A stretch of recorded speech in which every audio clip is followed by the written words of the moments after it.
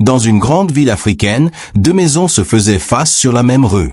Le ciel semblait les unir, mais leur vie ne pouvait être plus différente. La villa d'Esther, brillante et majestueuse, étincelait sous le soleil.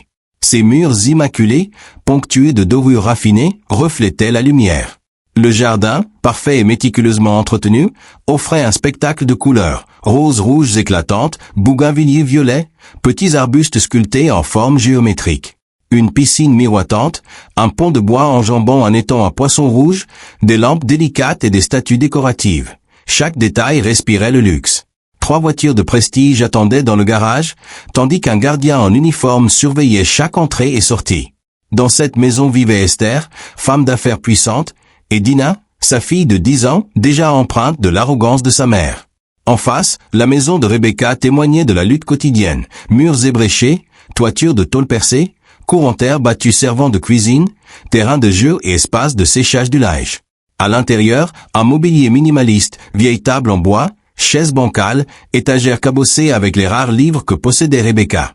Avec son fils David, elle affrontait la pauvreté avec courage, persévérance et dignité.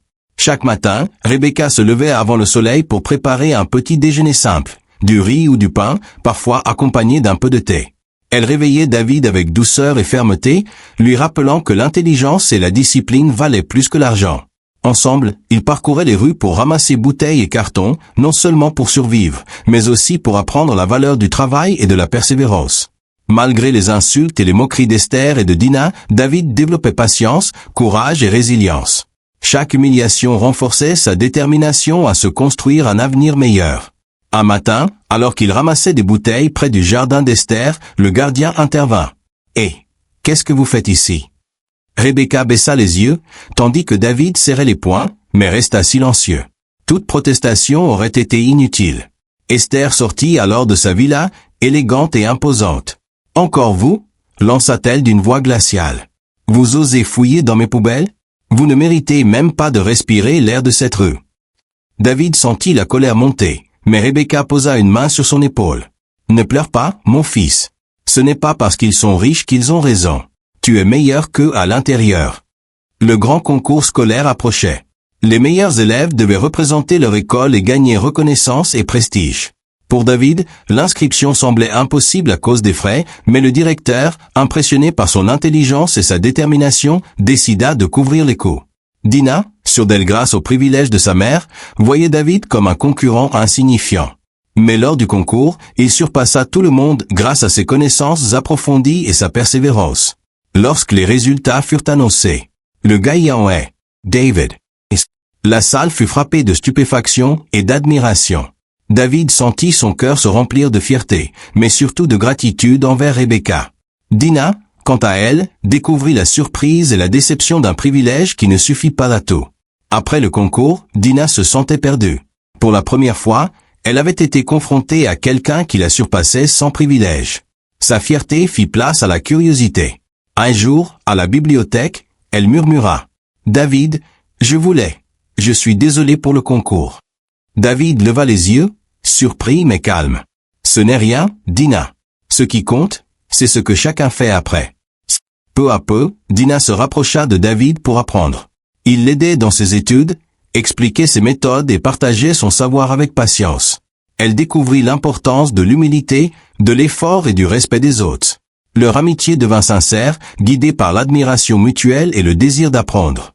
Rebecca invita Dina à découvrir la vie dans les quartiers modestes de la ville, pour qu'elle comprenne la réalité de ceux qui n'avaient rien. Dina, témoin du courage et de la dignité de ses familles, commença à se transformer. Son arrogance fit place à l'empathie et à la volonté de devenir meilleure. Avec le temps, Dina devint une jeune fille réfléchie et attentive. Elle apprit à respecter les efforts et la persévérance et comprit que l'aide et l'apprentissage mutuel étaient des forces puissantes. David, de son côté, continua à exceller, mais partagea sa connaissance pour inspirer et guider Dina.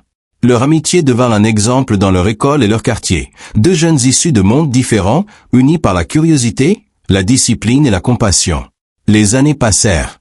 David poursuivit ses études avec discipline et passion, devint un étudiant brillant, puis un cardiologue reconnu pour son expertise et sa compassion.